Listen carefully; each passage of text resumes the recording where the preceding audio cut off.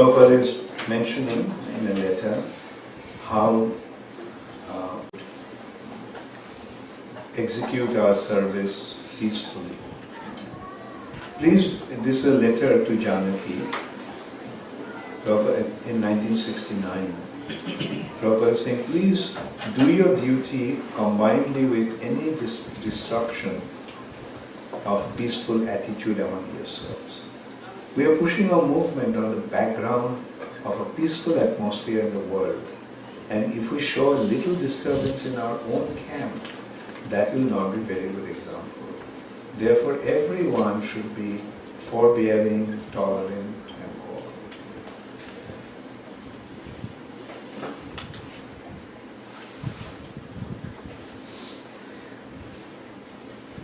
Srila Prabhupada's letter to Garba Muni.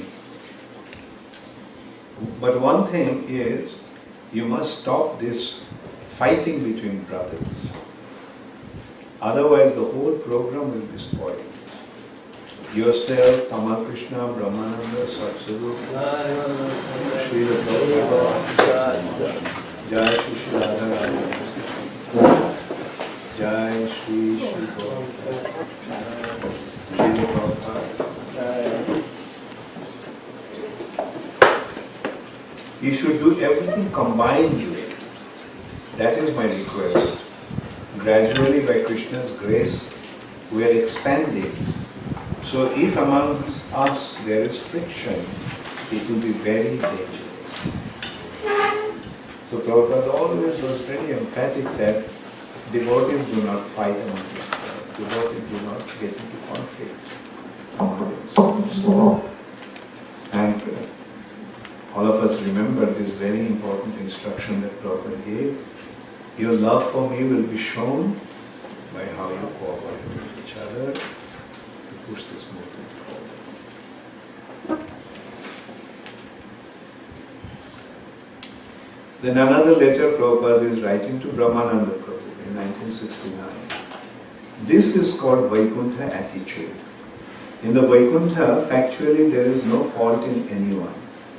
But there is another type of competition. The competition is that one devotee thinks of other devotees, how nicely they are serving the Lord. In the material world, the attitude is that everyone likes to think that I am doing better than others. This is material conception. In the spiritual sky, it is just the opposite. Everyone thinks that my contemporary devotees are doing better than me. We are trained to address God brothers as Prabhu, which means master. This means we shall try to find out always the serving side of our God brothers. Sometimes there are misgivings, but we should try to overlook.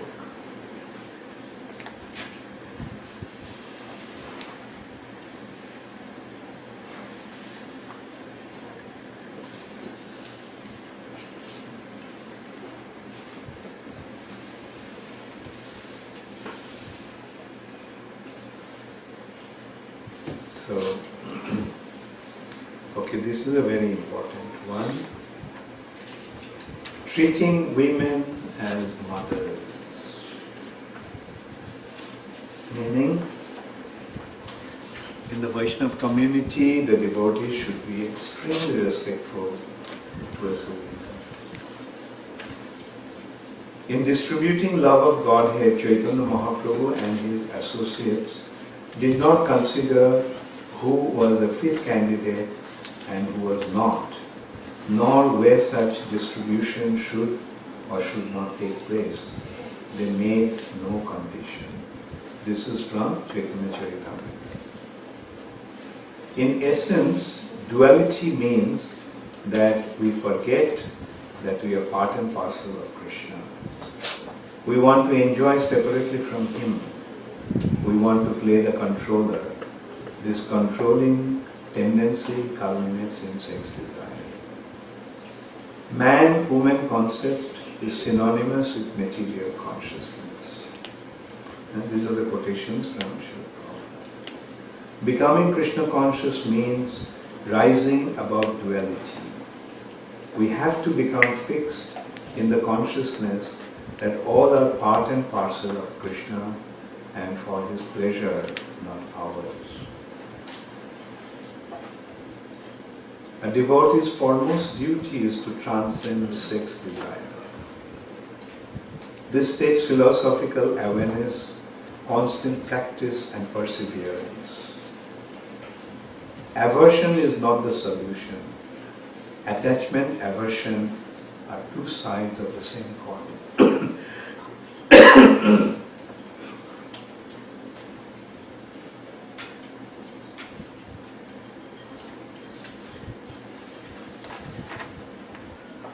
Srila Prabhupada, in the compassionate mood of the Panchatattva, has opened the treasure house of bhakti to all class of men and women.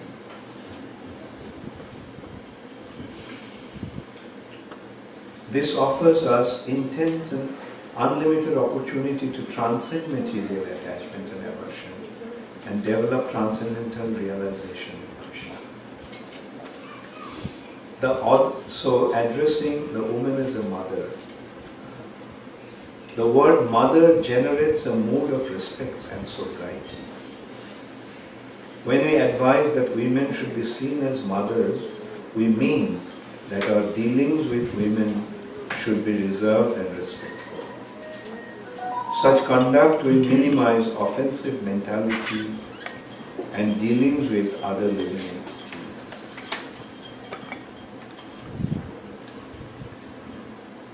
And women should behave as mothers also.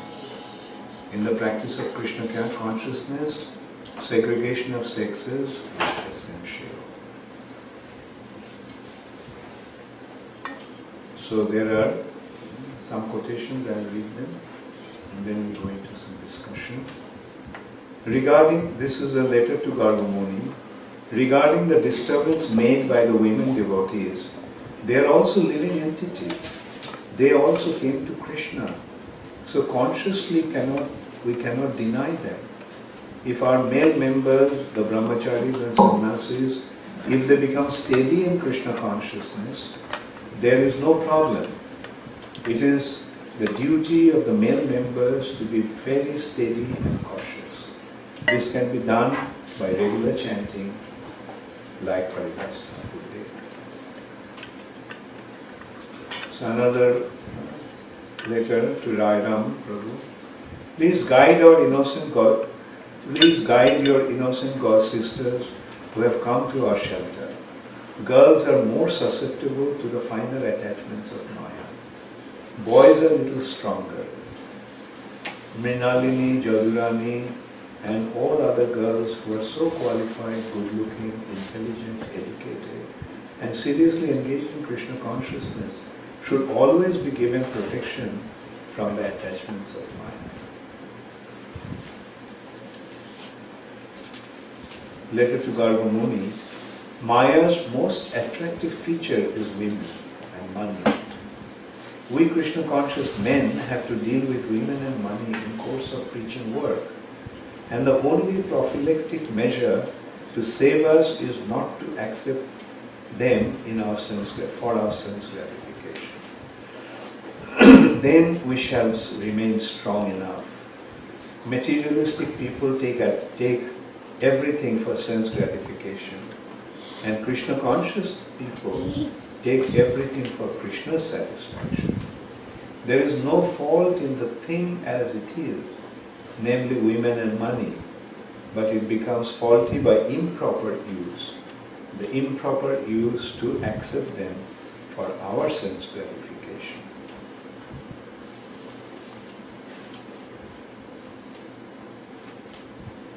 Then in a kind of a sympathetic letter and in a sort of a chastising mood, Prabhupada is saying, who has introduced these things? That women cannot have chanting japa in the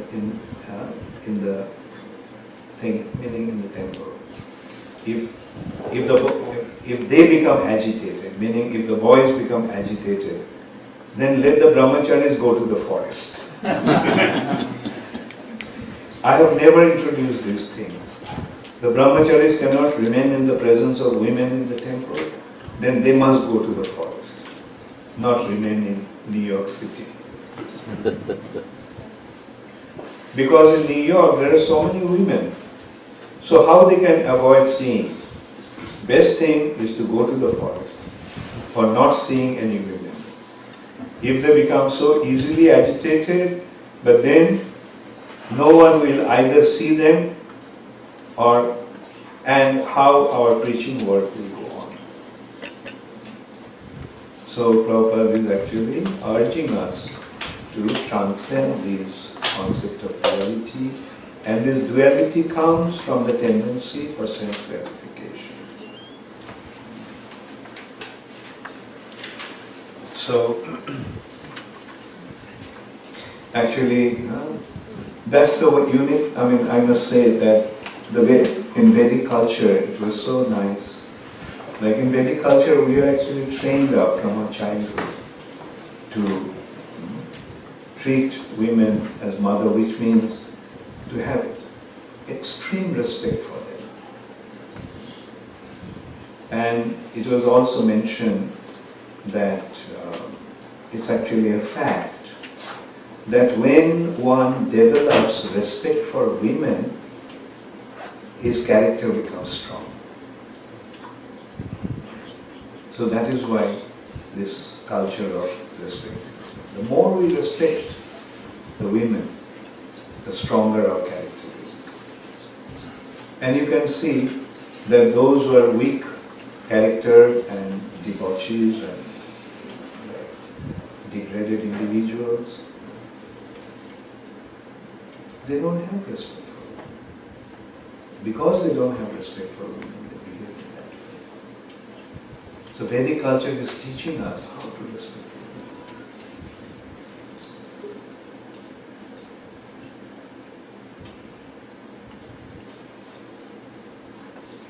Sometimes, recently it happened, one American girl who is there with us, she told me that she doesn't like the boys calling her mother. This grown-up was calling me mother.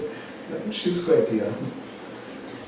And I told her that it's not that they're calling you mother in that sense. By calling you mother, they're actually showing their respect to you. And then I explained to her, she understood and she appreciated that. And that is what Krishna consciousness is meant for. Developing the right culture. This is the human culture. And we can see in the past also, this culture was quite prevalent. Like when we are young, we are very much exposed to English literatures and English culture. Did you all read King Arthur and the Knights of the Round Table? Yes. Yes? What is the character of the knights? Chivalrous. Chivalry. Chivalry. And their business was to save the women, save the damsels in distress. If they ever saw that anyone maltreating a woman, they would immediately take action. They had so much respect for women. And that's how they were chivalrous. That's why their character was so. So you can see even in the West, this culture of respecting women was prevalent in very, very prominent way. It's only recently this culture is being lost in the West. And as a result of that, since the whole world is following the West, this culture is being destroyed.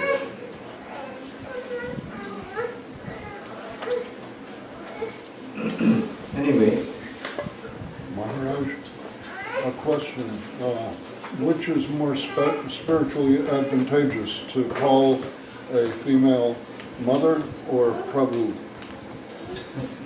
I don't want to drag you into that, but since you are dragging me.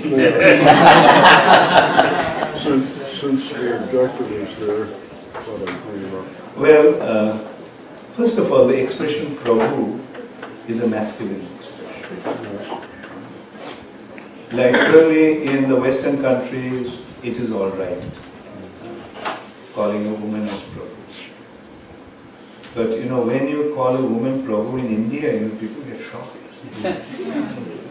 It's something like, you know, calling, some Indian comes to America and start calling women as Mr. How will you feel? So that is the problem.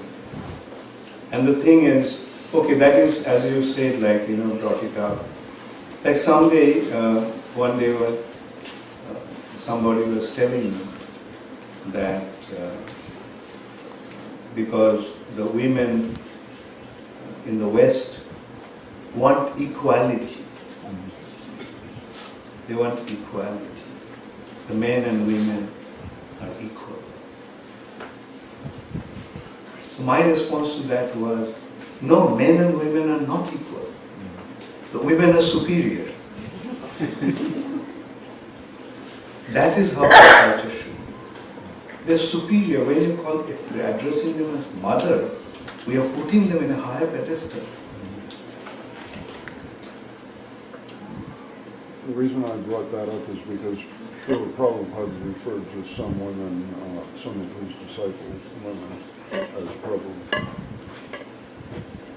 Okay, my response to that is, sometimes a father may affectionately call the daughter princess. Then does it lead us to a culture where all the women should be called princess? Prabhupada may have affectionately in some cases, may have. But that is, actually I took a statistics with senior disciples of Srila Prabhupada, whether they ever experienced Prabhupada addressing verbally anyone as Prabhupada, any woman as Prabhupada. No one could remember. I had spent, not a long time, but quite closely, I spent time with Srila Prabhupada.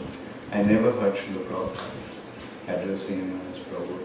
Like it was only some writing and some letters it has come up. I don't know how it came up. But the thing is, okay, now if we want to establish a culture like that, then let us consider, isn't our business sadhu, shastra and guru? Okay, in the past, has anyone ever addressed any of our, in our sampradaya, addressed to women as Prabhu? Sadhu. Any sadhu has addressed women as Prabhu? In the Shastra, do we get a single mention of a woman being addressed as Prabhu? Even Radharani has been addressed as Prabhu. In the entire scripture, I haven't come across any instance when a woman has been addressed as Prabhu. And Guru, like, as I mentioned, like Prabhupada, we never heard Prabhupada addressing anyone as Prabhu, verbally. So how can we establish a culture, establish a system which is not substantiated or supported by Sadhu, Shastra, and maybe you can say Guru. But will your Guru act in defiance to Sadhu and Shastra?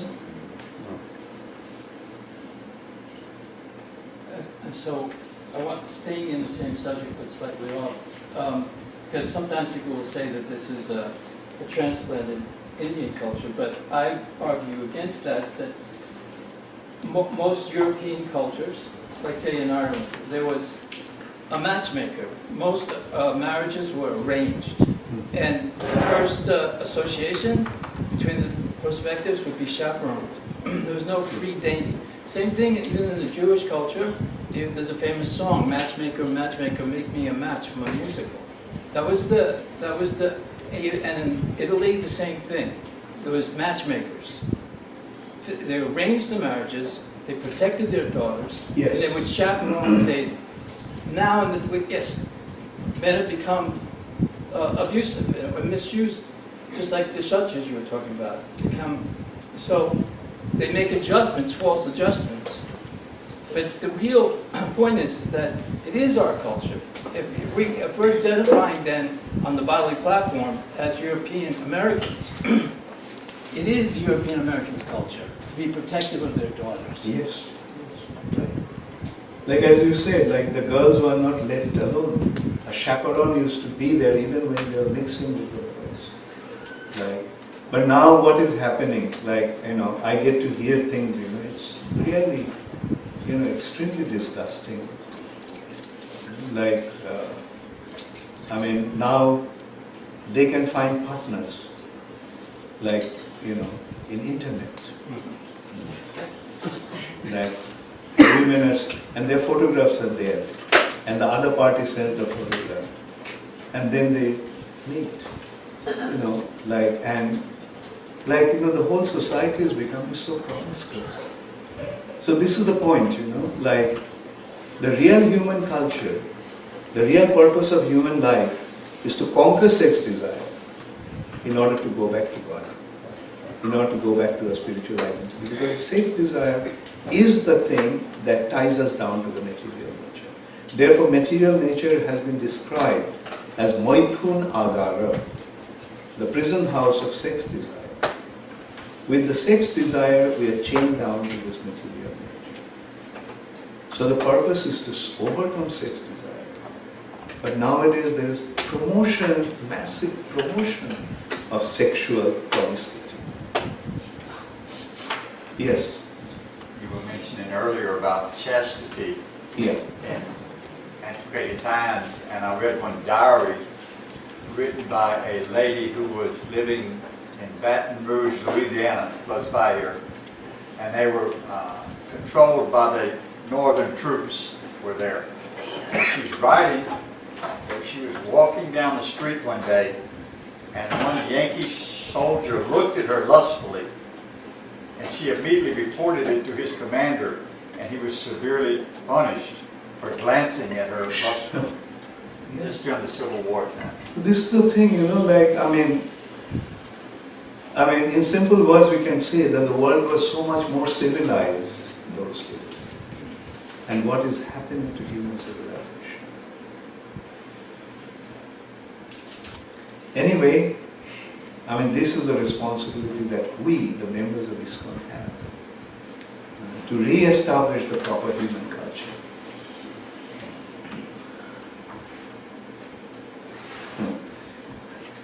We don't even have to go as far as Vedic culture, as you pointed out. It's, that culture which Vedic culture is promoting was prevalent all over the world in the early days. It's just common sense culture.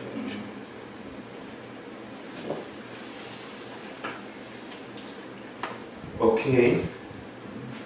So now I'm going to the last point, which is very important. The blasphemy of a Vaishnava or Vaishnava Apara. When we are dealing with each other, we have to be very, very careful how we deal with each other. We have to be very, very careful.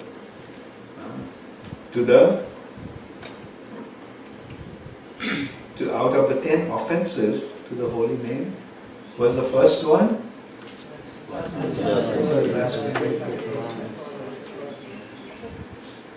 So, and we have to be very careful that we do not.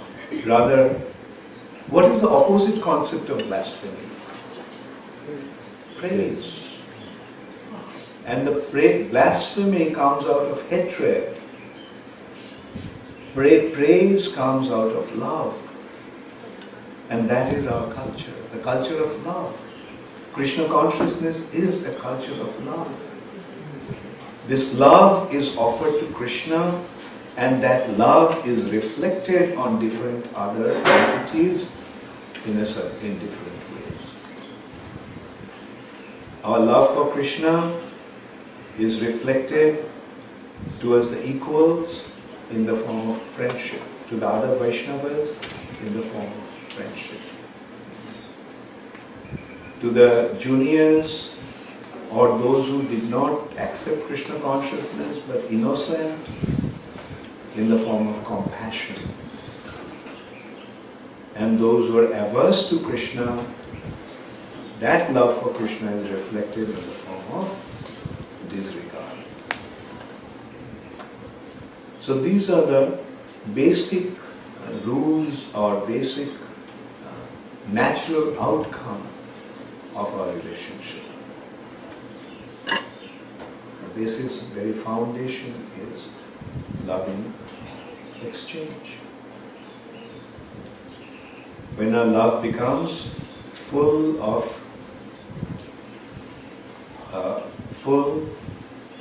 when our heart becomes full of love, then this kind of dealings will become natural. So, our love for the juniors will be shown in the form of affection and compassion. Like nowadays we hear so much of abuse, especially abuse of children. The world is becoming aware of that and awakening on that concern. The children should not be abused. But they are concerned about that because it has become so rampant, so prevalent. But our culture is affection. The love for the juniors is displayed in the form of affection. And they need it. And when they get that, their heart becomes filled with respect. And that reciprocation becomes natural.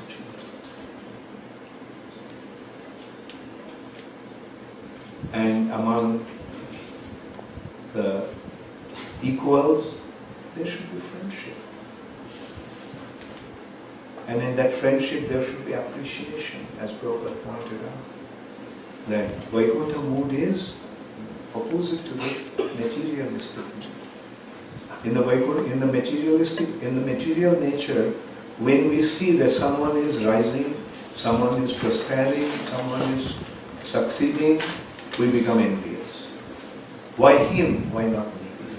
That is the very basics of that envy. Why him? Why not me?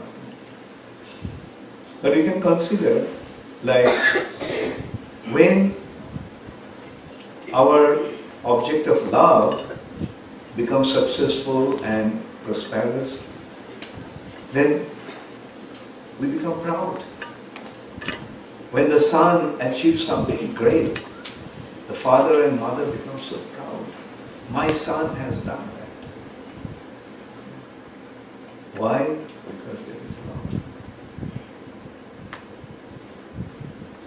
And Prabhupada is pointing out that in Vaikuntha, there is love, and as a result of that loving attitude towards each other, their mood is, oh, he has done so well, let me glorify him. Or let me help him so that he can do even better. So that should be our attitude among our equals. Like, go, achieve some wonderful things for Krishna. And that's how this movement is going to grow. And then when the movement grows, we all become proud of it. We all become jubilant about those achievements. And the offenses are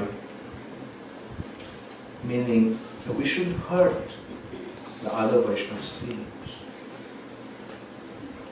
A Vaishnava is one who is actually cultivating Krishna.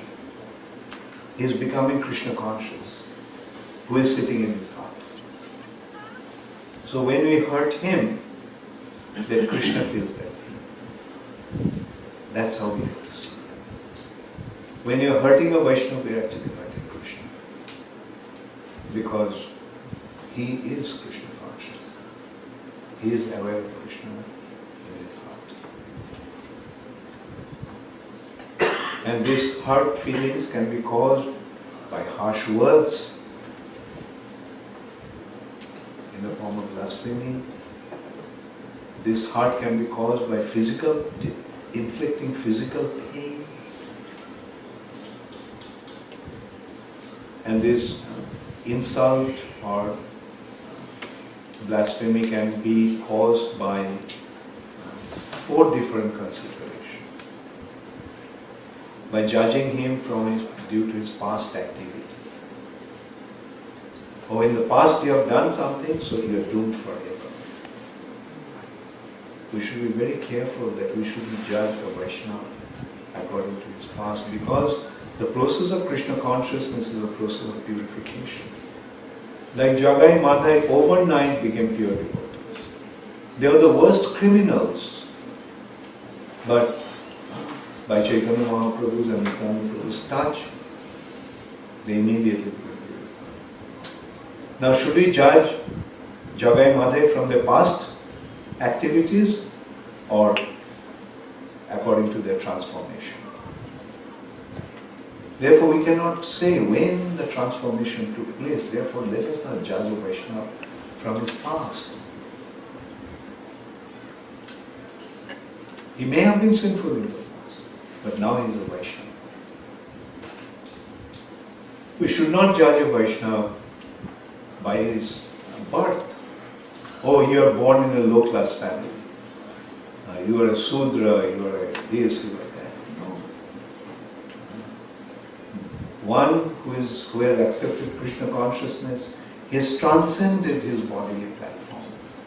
So we cannot possibly judge him according to his bodily designation. The body may be Sudra, body may be this, body may be that. But now he is a spirit soul. Therefore, we should be very careful not to judge Vaishnava by his birth. So, we should not inflict pain on a Vaishnava by hitting him. Or even we should not speak ill about a Vaishnava in his absence. We should not speak unfavorably about a Vaishnava when he is not present. So these are the few principal considerations of Vaishnava. And when some offense is committed, then how to rectify that? We should just go to that Vaishnava and beg forgiveness. Please forgive me. And Vaishnava also is so magnanimous, his reaction will be, no, there was no offense. I consider it to be an offense.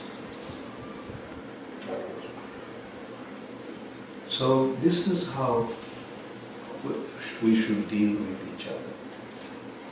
And also one thing we must also consider, that sometimes devotees fight. In one such occasion when devotees fought, and it was reported to Srila Prabhupada, Prabhupada said, don't worry about that.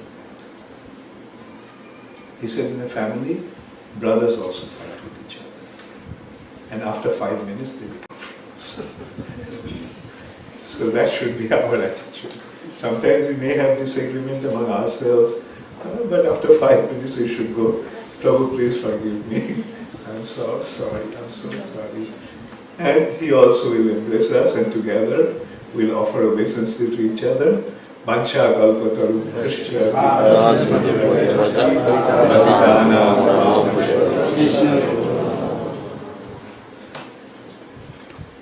Thank you all very much. All glories to Srila Prabhupada. Lord Premanande.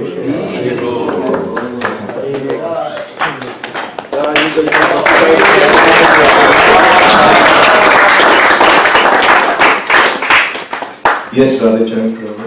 I forgot the name of the Upanishad, but there is one shloka on the Vaishnava Pras. Can I read that? Please. It says, Hanti nindanti vaidveshti Vaishnavan na abhinandanti Kruddate ja ati no harsha darshan padanani shat. There are 6 types of offenses to the devotees. Yeah, go ahead, read them. No translation, I have to. Hanti means to beat or hit somebody. Nindanti, of course. Dveshti means to dvesh. Envious. Being envious. And na abhinandanti means when you see Not a to greet Vaishnava, you do not receive him with Greet good him. sweet words, not greet him. And then kruddate, become angry at him. No, jo ati no harsha, and by seeing a Vaishnava, not to become happy. These are the 6. Very good. Thank you. Hare Krishna. Any other question? Yes? I was just wondering, in cultivating respect to women, as you were saying, traditionally in ISKCON, like during RT, the men are always getting the ghee lamp first and everything. And I was just wondering if that maybe is part of that culture of not showing or cultivating respect to women. Okay, very good point. You see, it's more like, because, again, not only just in the Vedic culture, it used to be the culture in the past. The men were in the front and the women were at home. That's why, things, this kind of practice had become quite prevalent. And another way to look at it, the mothers feel, let the children have it first. I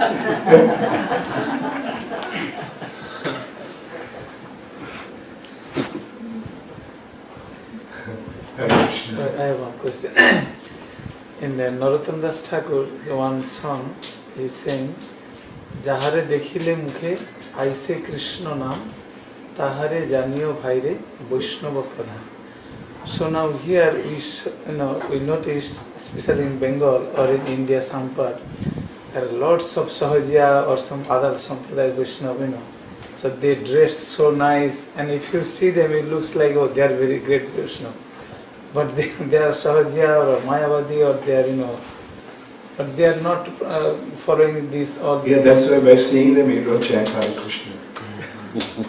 Whereas, when ISKCON devotees go, everyone says Hare Krishna. Right? So that shows who is Vaishnava Pradhan, who is the greatest Vaishnava, or Uttama. Just by seeing the devotees, doesn't it happen? It happened here also. It happened here also. Like when was it? Yesterday. Yeah, when I was going through the immigration, the security check. I have TSA, so I was going through TSA thing. And that person who was checking me looks at me and he says, Hare Krishna. And he's seeing me. And also, with Rohini Nandan, yesterday we went to a nursery, a flower, nursery, plants, flowering plants.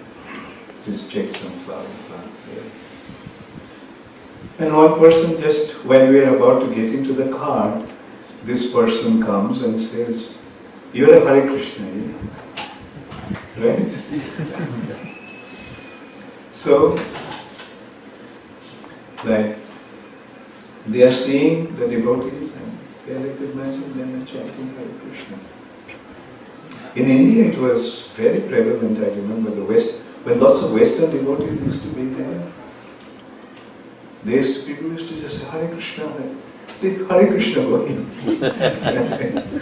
Or he is a Hare Krishna. Some devotees told me that, Steve, were you there with the Jabora? The Walmart? Oh, yeah. Yeah, we were at Walmart just nearby a few days ago, and we were dressed like this. And one much older lady saw us, and she said, Hare Krishna, I haven't seen you guys in 40 years. I used to see you every day or all the time down in New Orleans. She's from New Orleans. And then she said, well, it's really nice to see you. I wanted to tell you guys, just keep doing what you're doing and don't let anybody stop you. And we got an opportunity to give her a book also. Maharaj, I remember one pastime of Prabhupada, and Prabhupada was flying to Australia. Next to Prabhupada, one Christian priest was sitting, and Prabhupada was telling him that, do you know Hare Krishna? He was just saying, oh, I don't know Hare Krishna. And Prabhupada said, Hare Krishna is very famous.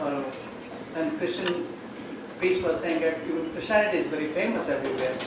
And Prabhupada keep on saying that Hare Krishna everybody knows. So when they landed in Australian airport, so they were standing in a line, and the guy was immediately, they called Prabhupada, they said, Hare Krishna, you don't have to stand in line. And Prabhupada looked at him and said, we are famous.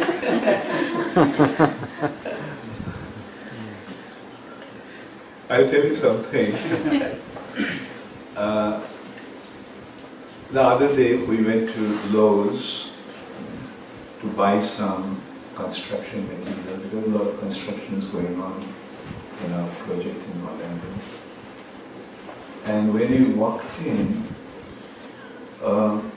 one person was just calling us. He was an employee of Lowe's. It was just at the entrance there was one department, and like he was manning the department. And so the devotee who was with me, he kind of didn't want to respond to him.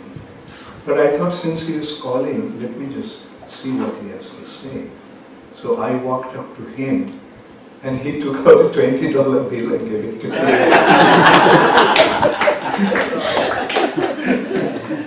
So, I mean, the respect for sadhus are even becoming a commonplace activity here.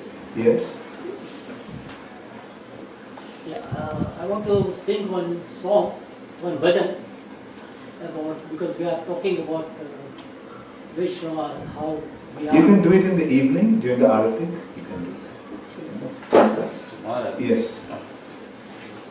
Yes. Maharaj, you were speaking earlier about greeting people and showing compassion, and sometimes in temples, maybe there's not a need as far as when people come to maybe greet them, make them feel like they're part of the family. And the bigger your temple becomes, it's easier for people to slip through the cracks where they may go and not feel that they're part of that community. Yeah. And the children, I know that my spiritual master, Jayapataka Swami, he was saying one time that sometimes those people that they end up going to the Baptist church down the road, and there immediately they're embraced.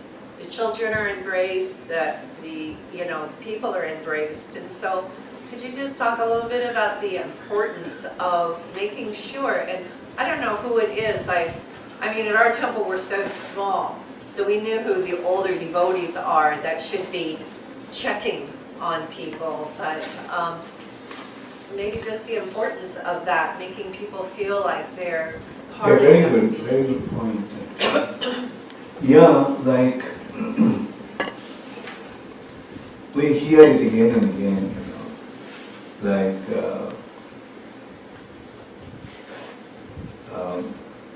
sometimes we hear that somebody greets somebody, and that other person says, oh, I've been coming to this temple for so long, and you're the first one who actually greeted me. And I've been coming here, but nobody cares.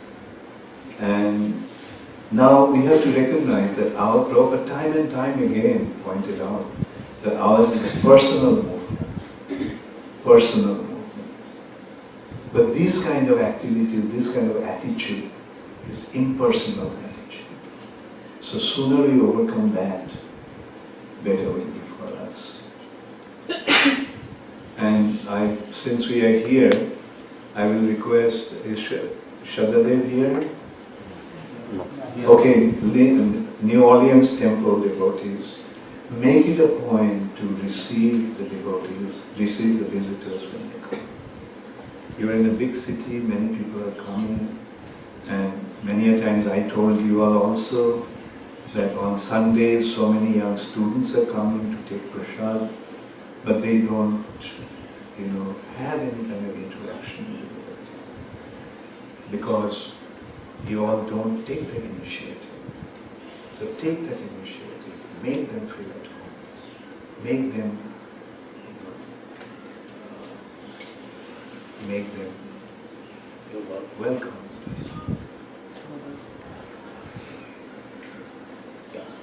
Yes. Maharaj, when Lord Chaitanya Mahaprabhu was there in Puri, that time a lot of Vyasta devotees has to go every year to see him during the Rath Yatra festival. So they ask when they supposed to leave Puri, come back home back again. So they used to ask 2-3 times that what is our duty. Then Lord Chaitanya Mahaprabhu told them Sadhu Sangha and also Vaisnava Seva. What exactly Lord Chaitanya Mahaprabhu told about Vaisnava Seva to Grihastha devotees has to done?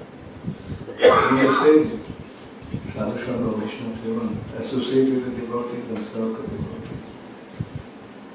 Right? Serve the devotees. And there are 4 principles of service. That is,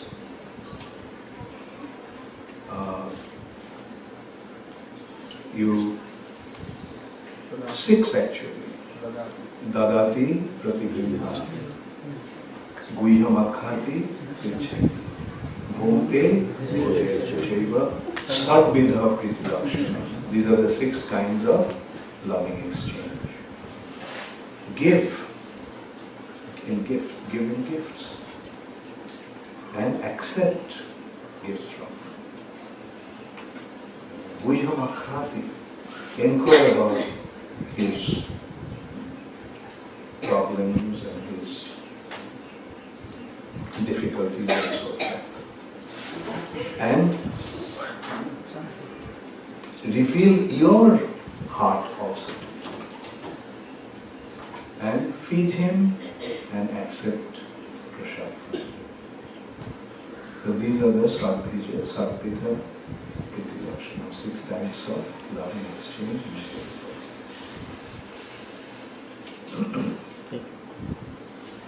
Yes, you have a question? Regarding the Namapura, you also mentioned and Prabhupada explained the 9th chapter of Bhagavad Gita. If you see on Vaishnava temporary or sometimes he is not following the regulative principle or temporary fall down, but you should not criticize. But in ISKCON, among the devotees, always we are criticizing. Is like if somebody, we see somebody has doing something wrong, even some Prabhupada disciples who are so respected, Prabhupada also mentioned on this criticize, but they get punished. And that actually this is different level, but we are very low, like our level is so low. But sometimes, we devotees are criticizing, but... Okay, then at least yourself you don't do that, and when you see that others are doing it, tell them. That's how you'll be able to stop. Like, the thing is that it's time and time again it has been pointed out that we have to avoid Vaishnava aparadha in all respects. Must try to avoid Vaishnava. So these are the offenses, so we should not do that. What is the relationship between the consciousness and the spirit soul? And what is the actual? What is the relationship between consciousness and spirit soul? Spirit soul is the source of consciousness. Just as light comes from fire, consciousness is coming from the spirit soul. Right? Spirit soul is the source, and the consciousness is coming from the spirit soul. And the consciousness is what making us aware of things. We are seeing, we are hearing, we are tasting, we are touching. So, how is this happening? How are all these things happening? Because of consciousness. This consciousness is flowing through our senses, and the senses are perceiving. When that consciousness is coming from the spirit soul. So it's considered also like transcendental? It is, consciousness is spiritual, Yeah. but it is now being projected onto the material side. Oh, okay. Through Connected. the body, through the subtle body, mind, through the gross body, through the senses, it's going, the consciousness is being projected into the material creation. And now, this consciousness should be presented to Krishna.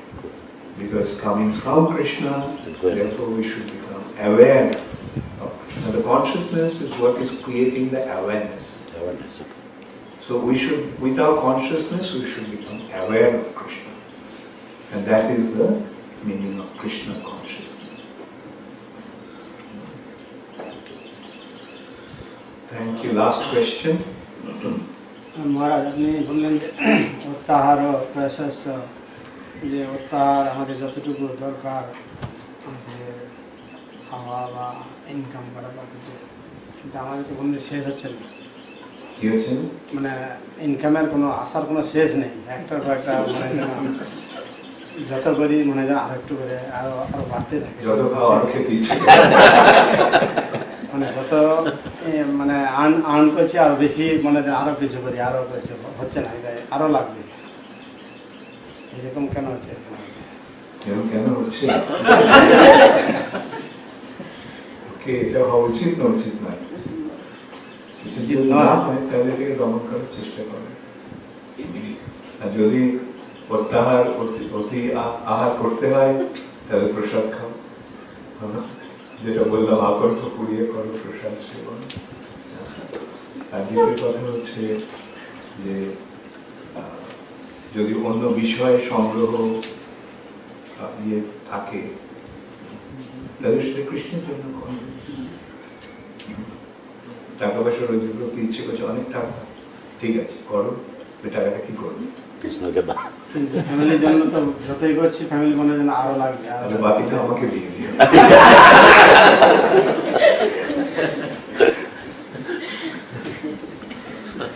He's asking that you are saying that we should not, Prabhupada is mentioning that we should not eat more than necessary and try to endeavor to possess things more than necessary.